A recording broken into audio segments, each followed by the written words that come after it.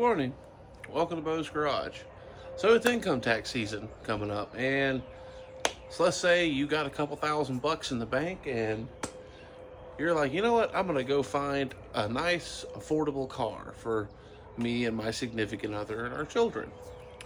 And so you head over to Joe Schmo's used cars, and you see this nice example, or at least somewhat nice example of a Expedition. Well, Expeditions are pretty reliable trucks, and it's got all the seating you need for your children. So today I'm going to show you what to look for on this 25-year-old truck. This is a 2000 Ford Expedition.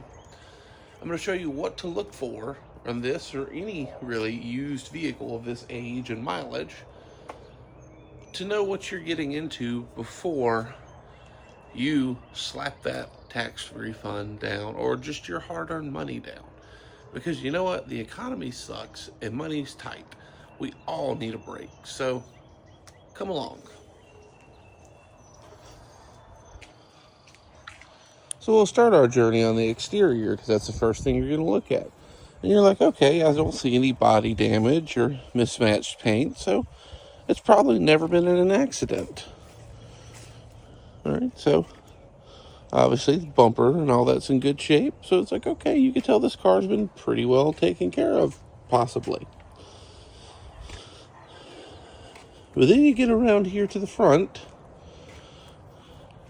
after you've made your loop around it. Well, let's start getting more in depth. So right here on this right front tire, you can see, man, the tread is sure low on this side, and it's sure thicker here. Well, that's going to tell you right out the gate you have an alignment problem. Not to mention, do you see all this cracking? Those are dry rotted. So you will have to replace at least this tire. Now, we'll make our way back to the next tire. And you'll look, just pretend it's like clean.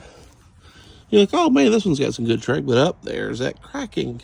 Now, there's a very important thing in a lot of tires you can find it on.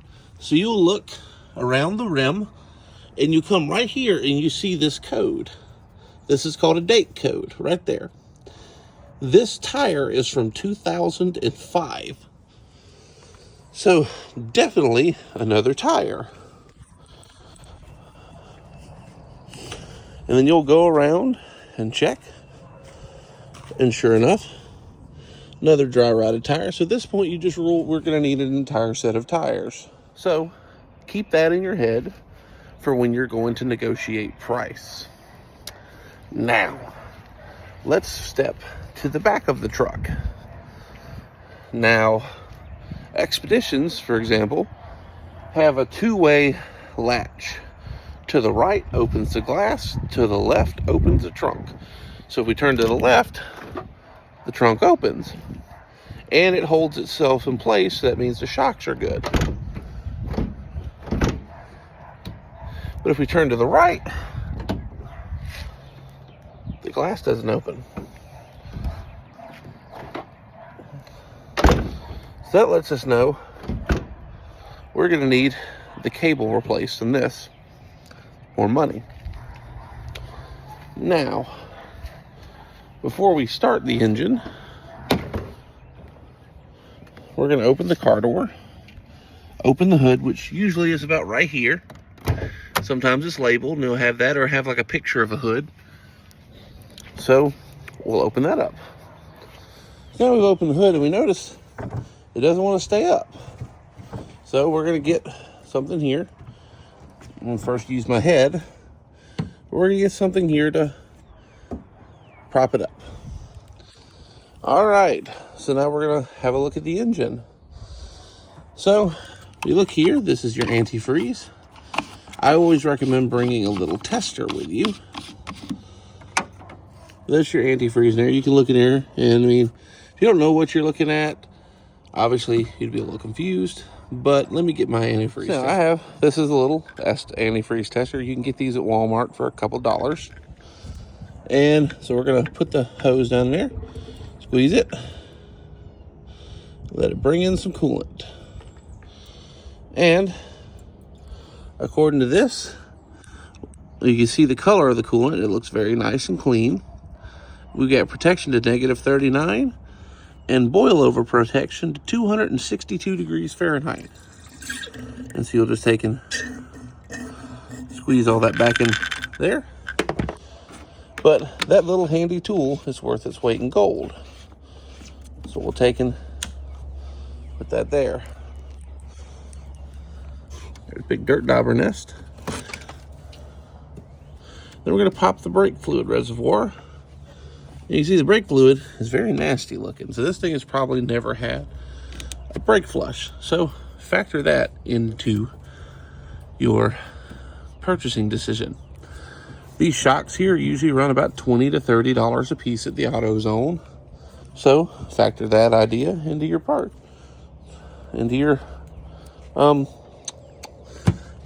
Now we're going to look down here at the engine. And you see a little bit of oil spilled stuff here, but that's because the filler cap's here, so it's probably had oil spilled over the years.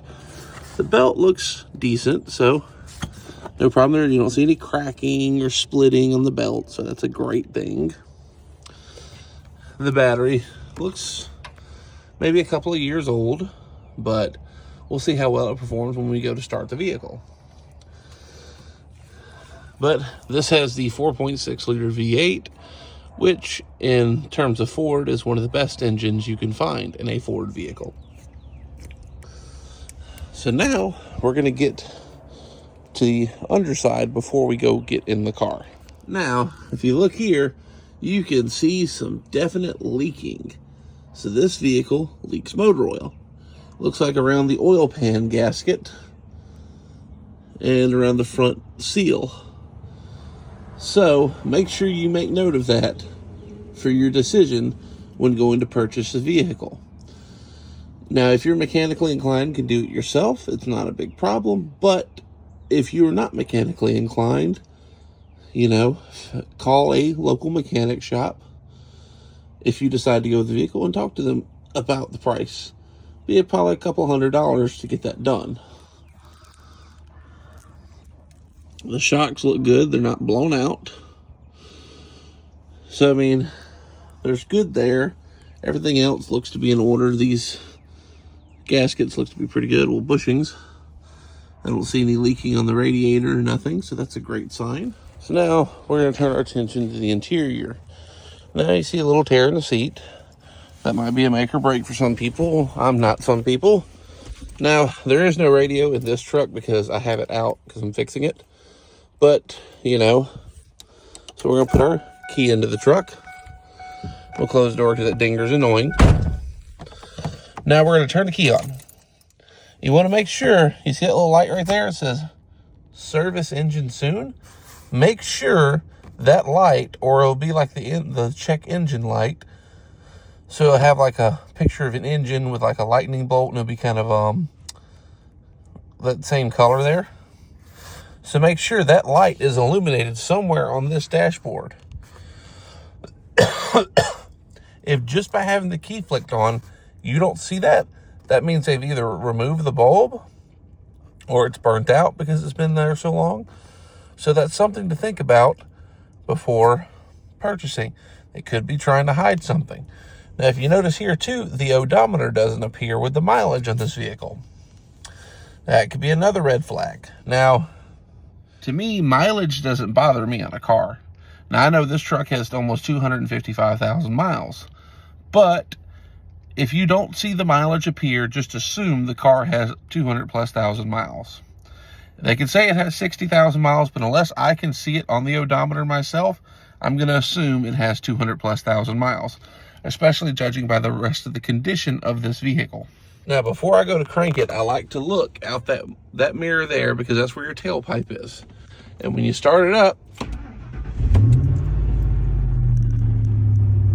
you don't see any smoke shooting out. That's a great sign. Because if smoke is blowing out the tailpipe at immediate crank up, that should let you know that you have a valve seat issue, and so this vehicle will be consuming oil. Now, with the truck running, I see I have an ABS light on. That is for your anti-lock brake system. And then the check engine light is on. Now, if I remember right, it's an O2 sensor problem in this truck, and as for the ABS light, I haven't dug into that yet. But that's something to let you know of. With that warning light on, your anti-lock brake system is not functional or has some sort of issue. So make sure you think about that, because if you take it into a mechanic shop, it could be a simple fix as maybe a fuse or a loose wire, or it could be an expensive repair. So make sure you think of that before you go into negotiations with the person you're trying to purchase the vehicle Now, from. dealerships like to do especially your scummier dealerships like to do what's called a code wipe. They will just wipe all the codes. Now, most vehicles, after a few minutes of running, it will pop back up with a code. Unless it's a serious issue, it'll immediately come up. But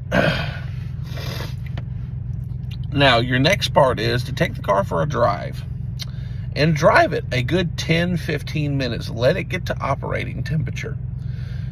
And then, which is basically where your temperature gauge is about in the middle.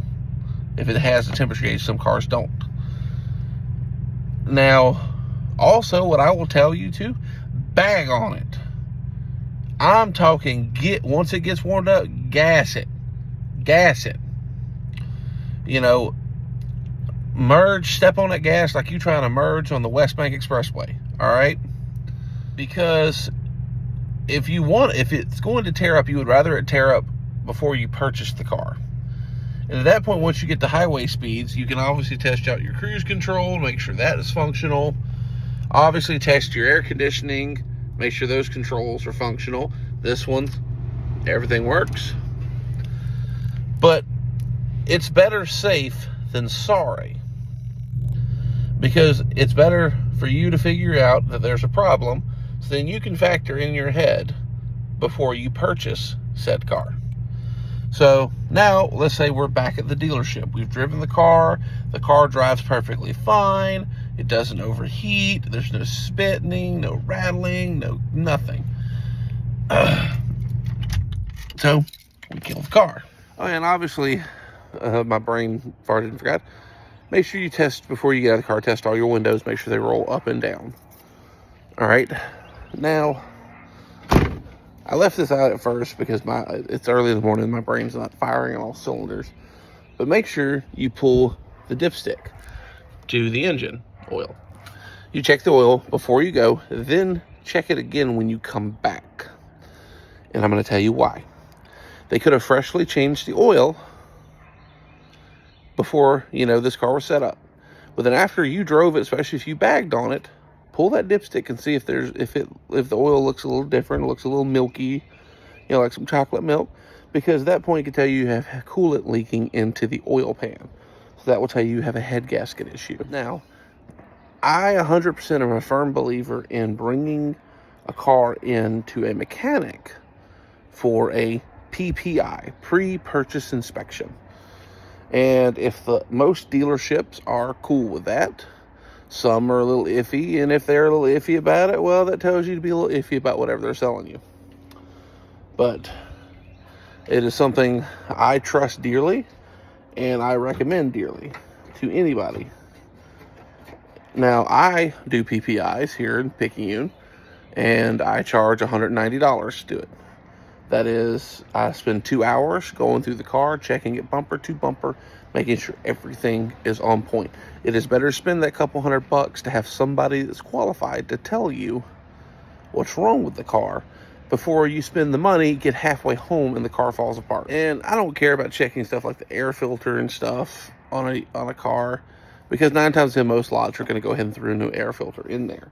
But check it if you want. Just make sure you figure out, like, some of them you have to unscrew, some you have to unclip to get the air filter out. Check it when you get home if you buy the car, because, an air filter is a couple dollars at the auto parts store. Not a big deal. To me, that's an inconsequential kind of thing.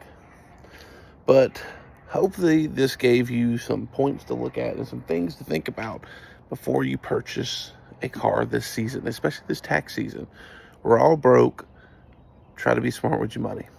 Thank you so much for watching.